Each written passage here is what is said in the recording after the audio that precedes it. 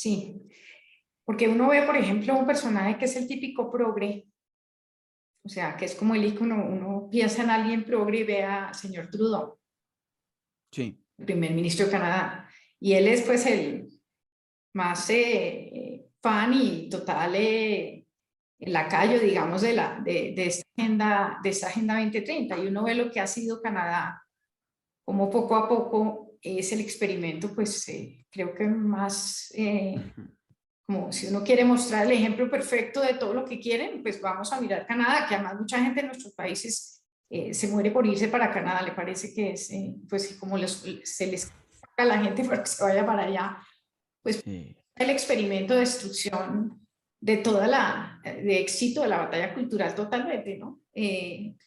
Ese tema es muy complicado porque la Agenda 2030, nuestros líderes que han sido formados, yo sé que tú has sido muy crítico siempre con el presidente Duque, y yo también. Yo sí tengo, digamos, trato de ser lo más objetiva y lo más serena frente a él, porque finalmente, ante otras cosas, pues claramente creo que uno tiene que ser objetivo. Pero él es parte de una generación que fue además como casi mamó, perdóname, se amamantó Sí, sí, sí. en todo esto.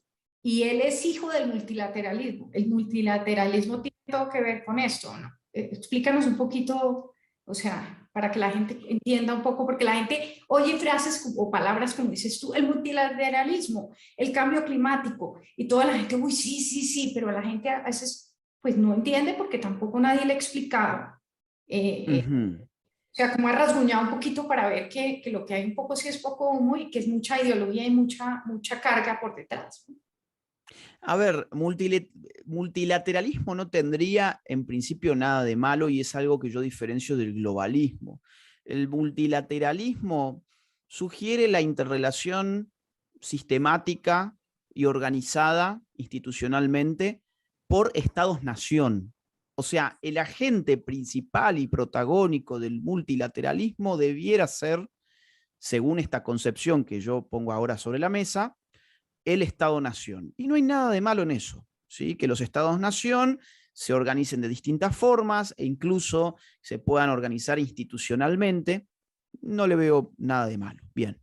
Ahora, otra cosa es el globalismo. El globalismo consiste en ir generando un nuevo sistema donde el protagonista ya no es el Estado-Nación. Al contrario, ese sistema depende de ir sustrayendo la soberanía de los estados-nación para irla reconduciendo a organismos de otra naturaleza. Eso es lo que se está gestando ahora mismo. Y hay una diferencia abismal entre una cosa y la otra. Para que yo levante poderes que están por encima de los estados-nación al final del día, necesito minar el sistema mundial según el cual el mundo se divide en estados y los estados son soberanos. ¿Qué significa que un estado sea soberano? Pues que el estado es decisor en última instancia sobre su propio territorio. Es el estado el que decide la ley en su territorio. Es el estado el que decide la ley, el derecho en su territorio. Bien, ok. Entonces, cuando yo veo cosas como, por ejemplo, una opinión consultiva del año 2018 de la Corte Interamericana de los Derechos Humanos para el gobierno de Costa Rica, donde le obliga, o sea, donde imperativamente, con un tono imperativo, 7 jueces le dicen, no solamente a Costa Rica, sino a todos los miembros de ese órgano internacional, que deben en los próximos años acondicionar sus sistemas jurídicos para legalizar matrimonio homosexual, adopción homoparental y leyes de identidad de género, pues yo digo, esto no es multilateralismo, esto es globalismo. ¿Por qué? Porque hay un órgano que tiene 7 jueces que no pertenecen necesariamente a los estados-nación a los cuales se están obligando, que los obligan a de forma imperativa, de nuevo repito, a acondicionar sus sistemas legales en función de una ideología específica. Pero eso es del año 2018, vámonos más atrás. En el año 94, por ejemplo, en El Cairo hubo una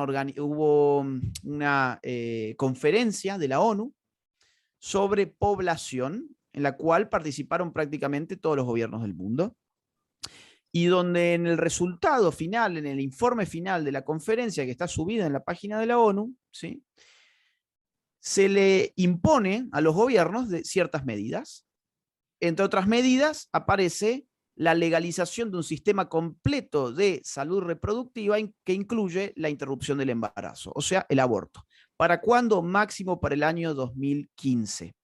Claro, cuando vemos que ya llegó el año 2015, ya pasó el año 2015 y no todos los gobiernos cumplieron con esa agenda de la ONU, pues entonces podemos entender por qué empieza a formarse otra agenda, que es la Agenda 2030. También podemos entender por qué desde el año 2015, sobre todo, los esfuerzos en materia de género, feminismo y LGBT y aborto han sido más fuertes que ningún otro año de este siglo, ¿sí?, a partir del año 2015 en adelante. Y cuando encima uno va a la Agenda 2030 y ve, por ejemplo, que el aborto impregna numerosos objetivos de los 17, no un objetivo, el aborto está presente, enmascarado obviamente como servicio sexual y reproductivo, derechos sexuales de la mujer, derecho a elegir la cantidad de niños que uno tiene, etcétera. Sí, esos son los eufemismos que más usa la ONU. Uno va a ver, mira, vas a ver el aborto vas a ver el aborto por lo menos de los 17 objetivos, lo vas a ver por lo menos en 6, para que te des una idea de la importancia que tiene para esa agenda el aborto. Vas a ver, por ejemplo, pedidos de un salario básico universal, socialismo. ¿Sí? Ya vamos a ver por qué, si es que nos queda algo de tiempo. Por esto es súper importante para entender a qué apunta. Y en tercer lugar, vas a ver ideología de género por todos lados, en todos los objetivos. De hecho, hay un objetivo entero dedicado al género, que creo que es el quinto, si mal no recuerdo. Y vas a ver algo muy importante en el objetivo de educación, que es educar a los niños para la ciudadanía mundial. Y uno ahí empieza a preguntarse, pues, ¿qué significa ser ciudadano del mundo? Si se supone que el ciudadano es un ciudadano nacional en la medida en que está inserto y responde a un Estado-nación y tiene deberes y derechos respecto de ese Estado-nación. Mi estatus de ciudadano argentino a mí me permite votar en Argentina, no en Colombia. A vos te permite votar en Colombia, no en Argentina. ¿Por qué? Porque yo soy ciudadano argentino y vos sos ciudadana colombiana. ¿Esto qué significa? Que hay una diferencia entre habitar el mundo y ser ciudadano del mundo. Yo puedo habitar, puedo estar en Colombia, sí, he estado muchas veces. Estar en Colombia a mí no me vuelve ciudadano de Colombia. Lo mismo que a vos no te vuelve ciudadana de Argentina venir a, digamos, a dar una vuelta por Argentina, ¿ok? Entonces, otra vez, si el estatuto, vamos a llamarlo así, si el estatus de ciudadano, si la realidad de la ciudadanía es dada por un Estado-nación, porque ese Estado-nación implica derechos y deberes respecto de él mismo a sus ciudadanos, el voto es un derecho y es un deber en el caso de Argentina porque es obligatorio para los ciudadanos argentinos. Entonces, ¿qué demonios significa la ciudadanía mundial? Otra vez. Es decir, ¿quién me da a mí mi carta de ciudadano mundial? ¿Cuál es la autoridad? Porque yo para ser ciudadano de algo necesito un gobierno. ¿Cuál es el gobierno que a mí me va a dar la ciudadanía mundial? ¿Y de qué me va a servir esa ciudadanía mundial? Ahora, me van a educar a los niños, para la ciudadanía mundial. Y como te decía otra vez, a ver, acá no definen nada. Evidentemente te tiran los conceptos, pero no te los van a definir. Hablar de un ciudadano mundial es hablar de un gobierno mundial. Y la Agenda 2030 yo creo que es constitutiva de un gobierno mundial. Pues un poco el carnet, el tema de la vacuna, ya está siendo una manera en la que nos están volviendo ciudadanos mundiales, porque entonces si no estoy, no puedo viajar a ninguna parte. Eso es como un primer paso bien estratégico que han ido tomando, ¿no?